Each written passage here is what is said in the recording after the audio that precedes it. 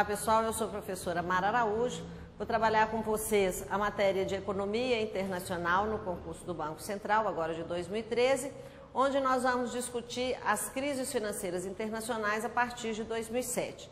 Uma matéria extremamente importante, que tem aí uma grande possibilidade de ser o assunto para dissertação, né, na parte específica, e nós vamos discutir desde a sua origem em 2007, trabalhando aí os desdobramentos até no momento atual. O que nós vamos começar a discutir? Nós vamos começar a discutir um contexto diferente do início dessa crise, porque historicamente, nas últimas décadas, as crises que tinham impacto internacional, elas tinham origem nos países em desenvolvimento. Na época, década de 80, 90, países de terceiro mundo. E nesse momento, a grande inversão dessa lógica é que os Estados Unidos, um país maior economia do mundo, é que se organiza como o epicentro da crise. Antes da gente discutir efetivamente os parâmetros da crise, a origem da crise, nós vamos discutir um pouco o contexto do mundo antes do início da crise, que é ali na metade do ano de 2007. Nesse cenário, então, primeiro semestre de 2007, nós trabalhamos com uma elevada liquidez do mercado internacional, ou seja, não faltava dinheiro para financiar a economia e os países emergentes trabalhavam a pleno vapor, ou seja, a China, Rússia, os chamados BRICS, né? A Índia e o Brasil crescendo a taxas satisfatórias. O Brasil, inclusive, trabalhava aí com os fundamentos macroeconômicos consolidados, já estávamos caminhando para receber grau de investimento, só que os Estados Unidos já mostravam ali, aliás, desde 2005, um contexto perigoso de inadimplência no segmento habitacional. Mas qual é o foco, então, do contexto da crise? Bom, uma economia mundial em grande expansão, os Estados Unidos já num processo de desaceleração. Esse processo de desaceleração, na verdade, ele se mostrava já há alguns anos, mas de uma forma não muito evidente, e em 2007 fica muito explícito a inadimplência no setor imobiliário chamado subprime. O que é o sistema imobiliário subprime? Observe o seguinte, a gente pode analisar que a economia americana ela é sustentada em três grandes pilares, né? Ou seja, o modelo de crescimento americano é sustentado em três grandes pilares. A indústria bélica, o consumo interno, então um grande incentivo ao consumo das famílias e o setor imobiliário. Se a gente observar historicamente, principalmente aí depois do governo Obama, os Estados Unidos não têm se envolvido em grandes guerras. Aí o consumo já há mais de 10 anos ele vem diminuindo, porque a economia entra num processo mais de desaceleração, as famílias ficam inseguras em relação ao futuro, então diminui um pouco o consumo, e o setor imobiliário ele passou a ser a grande alternativa de sustentação do crescimento americano. Só que, para estimular esse segmento, o volume de créditos concedidos às famílias, né, para financiar o setor imobiliário, ele acaba diminuindo o rigor, né, na concessão e na análise de risco de crédito. O que nós observamos, então, é que uma quantidade satisfatória de famílias que não tinham capacidade de pagamento, muitos estrangeiros, muitas famílias que não tinham nem como comprovar a renda, acabaram tendo acesso a esses financiamentos.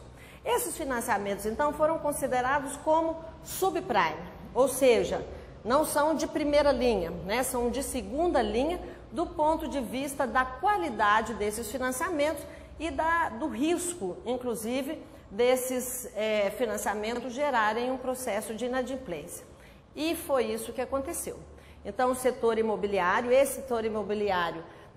de segunda linha, o subprime, apresentou um elevado grau de inadimplência e a primeira coisa que nós precisamos avaliar é quais foram efetivamente as causas dessa inadimplência imobiliária. Então, o primeiro fator que nós podemos listar com segurança foi a falta de rigidez na concessão desses financiamentos. Nós vamos ver depois que essa liberalidade, inclusive, em alguns momentos, foi uma consequência ou uma brecha na chamada supervisão bancária. Porque nos Estados Unidos, os bancos de investimento que foram responsáveis pelos esses financiamentos com pouca qualidade, eles não estavam sujeitos à fiscalização do Fed, que é o Banco Central Americano, responsável ali pela supervisão bancária. Então, essa brecha na supervisão bancária permitiu, né, deu mais liberalidade nessa concessão, que no segundo momento entrou num processo de inadimplência. Um outro fator relevante aí é quando a gente trata da relação volume de empréstimos com o valor do imóvel. Por que isso? Porque quando a gente tem um volume muito grande de oferta, né, ou seja, de recursos disponíveis, né, uma oferta muito grande de crédito para aquisição dos imóveis, esses imóveis acabam sendo muito procurados e pela lei da oferta e procura, o preço desse imóvel sobe. É o que normalmente a gente trata aí, a origem das bolhas, né, a bolha imobiliária. Então a gente acaba fazendo o quê? Um volume de financiamento elevado, empréstimos elevados, num valor também elevado do imóvel, mas que na verdade esse valor que cresce é um crescimento artificial. Por quê? Porque na verdade ele está sobreavaliado pelo excesso de demanda. Tudo bem, quando a gente entra num processo de inadimplência, porque a economia entra num processo de desaceleração e as pessoas que estão ali mais na franja, né, da economia, ou seja, as famílias que têm menor capacidade de pagamento, entram num processo de inadimplência, até porque isso deveria ter sido visto na concessão. Então, quando os bancos de investimento começam a leiloar essas casas, ou essas casas são colocadas à venda para liquidar os financiamentos, então eu tenho um excesso de casas em oferta, o preço das residências aumenta. E aí o que é que nós vamos ter? O início de uma crise. Por quê? Porque eu tenho uma inadimplência elevada e o imóvel que era a garantia, né, o lastro, o imóvel que estava hipotecado, ele perde valor. Então eu tenho uma dívida elevada, ela está sobreavaliada, com uma garantia que vai se desfazendo, exatamente porque agora nós temos todos esses imóveis à venda, mas sem uma demanda correspondente. A questão que nós precisamos ter claro é que apesar dessa inadimplência ter um peso relevante e dela ter aparecido na mídia, a avaliação inicial que se fazia, não só nos Estados Unidos, mas também em outros países, é que o impacto dessa inadimplência, apesar de ser uma situação inadequada, mas que o impacto seria limitado. Limitado a quê? Limitado ao setor imobiliário e que seria local. Ou seja, então nós temos aí uma crise e isso é importante, essa avaliação. A crise surgiu no mercado financeiro, num segmento específico, que é o segmento imobiliário, não todo o segmento imobiliário, o segmento imobiliário considerado subprime, ou seja, os financiamentos concedidos para uma população com menor capacidade de pagamento, e nos Estados Unidos. Então, era uma coisa assim, bem específica. Com a inadimplência, a avaliação do próprio mercado falou, lá os Estados Unidos está com um problema no setor imobiliário subprime, mas isso é local, isso não vai contaminar aí nem o restante da economia americana e muito menos a economia mundial. Então, essa era a observação. Vamos acompanhar aqui comigo? Vamos lá.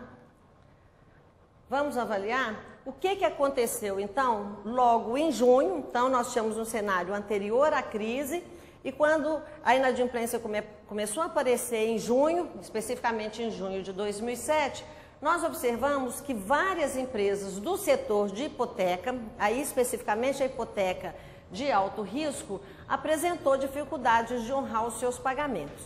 Isso aí é o maior risco do mercado financeiro. Por quê?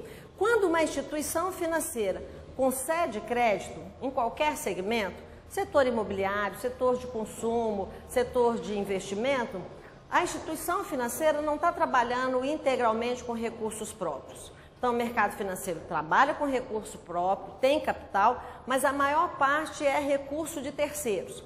Então, se a instituição financeira trabalha com recursos de terceiros, a gente fala que a instituição financeira está trabalhando alavancado. O que isso quer dizer? Eu capto recurso no mercado dos agentes superavitários, aqueles que têm mais recurso disponível do que gastam. Então, eu, instituição financeira, capto e realizo o financiamento com esses recursos. Olha, como é que a economia gira? Eu, instituição financeira, preciso garantir o recebimento dessas concessões, desses empréstimos ou financiamentos, para devolver o recurso para o agente superavitário com rendimento, ok?